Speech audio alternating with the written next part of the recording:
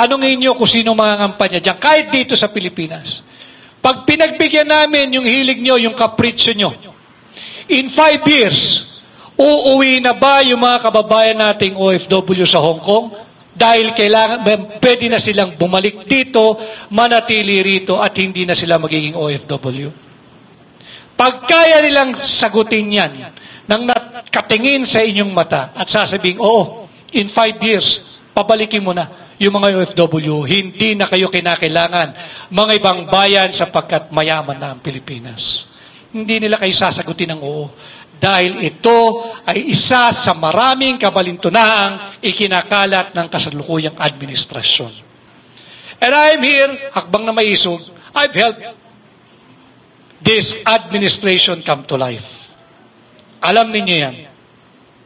I've worked so hard, I've devoted much of my many good years of my life to bring this administration to where it is now.